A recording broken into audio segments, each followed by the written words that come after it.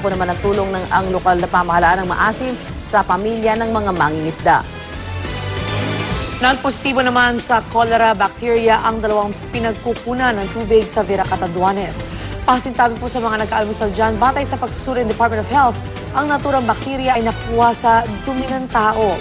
Kaya naman nakatutok na ang Office of Civil Defense Region 5 sa cholera outbreak.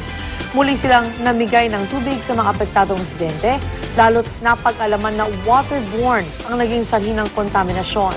Simula nitong Enero, mahigit 3,000 kaso na ng diarrhea ang naitala ng probinsya. 18 sa mga biktima na ang nasawi, 10 ay pawang mga bata.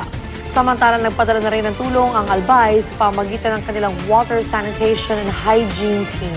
Dapat nabulin dyan, sino yung matalino naglagay ng palikuran sa tabi ng Malapit ilog. sa ilog. Yun ang source lang nila ng inumin eh. Tapos doon pa naglagay ng palikuran. Tapos baka doon pa nila May naghuhukay kasi doon eh. dispose. Nakita nila ako sa province, naglalagay talaga sila malapit sa ilog. Kasi parang Para doon sa mga nangingisda o whoever, yung mga nagtataong ilog, naglalagay sila. Hindi naman siya CR talaga, yung butas lang siya talaga, pero it's near the river. The water source. The water Actually, source. nilalagay lang minsan, dingding. Oo, dingding lang talaga, pawid lang. Para lang Diretso matakpan lang. sila eh. Right. At sa ibang balita, sinamantala naman ng Philippine Navy at Philippine Coast Guard na magandang panahon kahapon para ituloy ang search and rescue operations sa mga nawawala pa pasahero ng lumubog na MV Josil 2 sa El Nido, Palawan. Pero matapos ang ilang oras ng paglilibot, wala pa ring bakas ang 3 nawawalang pasahero. Sa kabila nito, itutuloy pa rin daw ngayong araw ang paghahanap sa kanila. Balik normal na rin ang turismo sa naturang lugar. Nakakabiyahe na kasi mga ferry boat na naghahatid sa mga turista. Sa ibang balita, isang 12 taong gulang na babae ang nawawala matapos maligo sa Bibit Falls sa Antipolo City. Ay sa pinsan na biktima, nagyaya raw sa kanila si Kiana Maru Obliada na maligo sa falls kahapon dahil di raw niya ito nasusubukan pa. Pero habang sila naliligo, parang may umihigop daw sa kanila pailalim.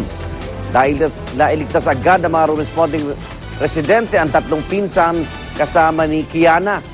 Rumespondo rin ang Antipolo Rescue at binangonan Coast Guard, pero dahil kulang sa gamit, malakas ang ulan at patuloy na pagtaas ng tubig, nahirapan sila sa paghanap kay Kiana. Mag-aalas 12 naman ng hating gabi na dumating ang Coast Guard Manila, pero bigo pa rin makita ang bata. Dismayado naman ang pamilya ng biktima sa matagal umanong pagresponde ng mga otoridad. Ayon sa Antipolo Rescue, hindi raw ito ang unang pagkakataong may nadisgrasya sa Bibit Falls, kaya mahigpit na raw pinagbabawal ang paliligo doon. Okay, tingnan natin po ang Navotas. Nasa linya po si Navotas Mayor John Ray Chanco. Mayor, good morning. Good morning po. Kayo na po mag-announce. Ano pong balita? Wala pong klase, all levels po. All level na sa Navotas. Opo. O kamusta na ho ang panahon ho dyan, Mayor? Well, may mga ibang area po kasi na medyo tumataas yung tubig dahil high tide rin po ngayong umaga. Oo, Tapos opo. simula kagabi hanggang ngayon, malakas pa rin ho yung ulan eh. So, may nabuti nating i-cancel na muna dahil kahit makapasok yung iba, baka mahirapan naman pong umuwi. Public school lang to, Mayor, no? Sa inyo lang to, no? Yung public school. Opo. Okay. At discretion na ng private kung sila rin ay susunod dito. Opo. Okay, Mayor, salamat po sa maagap na Salamat po. pag-announce po sa amin. Mayor Salamat John Ray po. Tiangco ng Navotas, wala nang pasok. All levels, public school dyan po sa Navotas. At sa ibang balita naman, isang crisis management committee na ang binuo ng lokal na pamahalaan ng Sulu na siyang nakatutok naman sa paghanap sa nawawalang Jordanian journalist at kanyang 2 Pinoy crew dyan po sa Hulo. Sa ngayon, missing pa rin daw na maituturi ang mamamahayag na si Baker Atiani at 2 niyang kasamang Pinoy. Hindi pa raw maituturing na kidnapping ang kaso ni Atiani ayon sa Malacanang, pero mahigpit daw nilang pinatutupad ang no ransom policy ng gobyerno sakaling dinukot nga ang grupo ni Atiani. Baka naghahanap pa ng bebenta. Yung grupong kumuha dyan. Sana naman walang masamang nangyari na sa mga sukal-sukal lang, alam mo yun? Walang signal. Kasi naman dyan, di ba, Gumagawa ng na- dokumento. Gano'ng katagal na ba ito nawawala? Days siguro. May linggo na rin. May yan. linggo na rin. 1 week siguro at the most.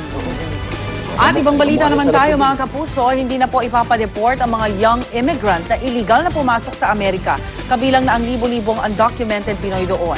Sa direktibang inisyu ni US President Barack Obama, ipinapatigil niya ang pagpapadeport sa mga undocumented immigrant na pumasok sa Amerika noong sila'y 16 na taong gulang pababa at naninirahan sa Amerika ng di bababa sa 5 taon. Dapat din silang kasalukuyang nag-aaral o di kaya'y nakapagtapos sa high school o maayos na na-discharge sa US military. Wala ring dapat silang nagawang paglabag sa batas. Pero paglilinaw ni Obama, hindi ito amnestiya at hindi rin daan para makakuha sila ng citizenship.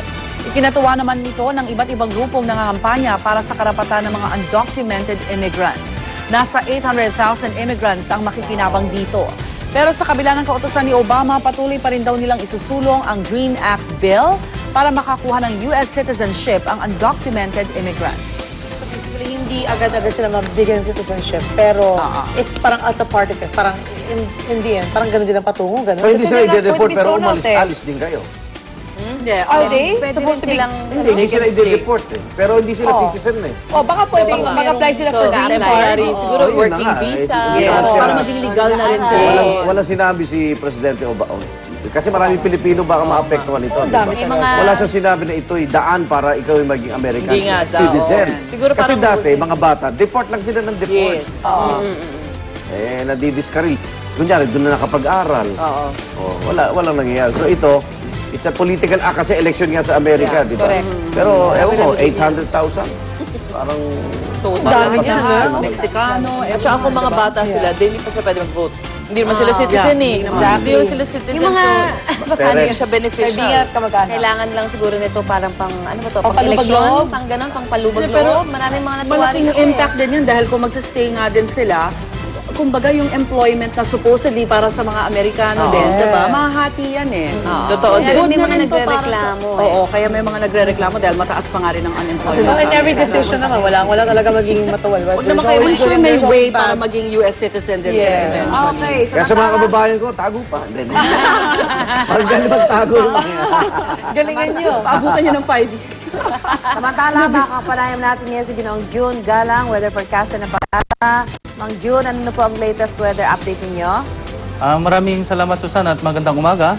As of 4 a.m. po, yung lokasyon po ng Typhoon Butchoy nandito to po sa Silangan o sa east ng Basco, Batanes. 470 km po ang layo niya. At ang lakas ng hangin po, maabot sa 185 km per hour malapit sa gitna. At ang pagbugso nito o gustiness, umaabot na po ng 220 km per hour. Kumikilos pa rin po ito pahilaga sa bilis na 22 kilometro bawat oras. Kapag po nagtuloy-tuloy ito, mamayang gabi po between 9 to 10 p.m. ng gabi, makakalabas na po ng ating Philippine Area of Responsibility. Sa ngayon po, dito sa Luzon, apektado tayo ng southwest monsoon na-enhance ng bagyong si Butchoy.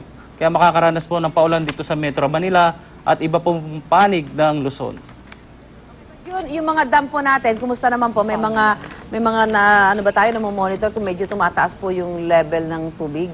Sa ngayon po, dito lamang po sa may Ipo Dam ang medyo lumampas ng normal high water level.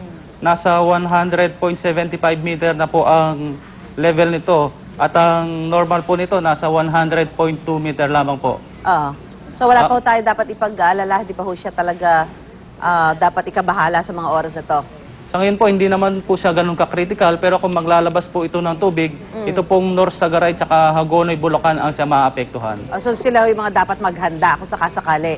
Tama po yun. Okay, maraming salamat po, Ginoong June Galang, weather forecaster ng Pag-asa.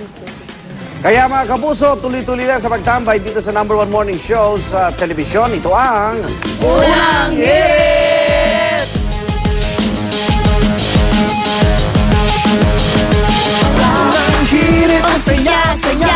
Sa unang hirit, unang hirit, unang Ang mas maganang pagsalubong sa inyong umaga ay hatid ng Unang Hirit at Select Toyo.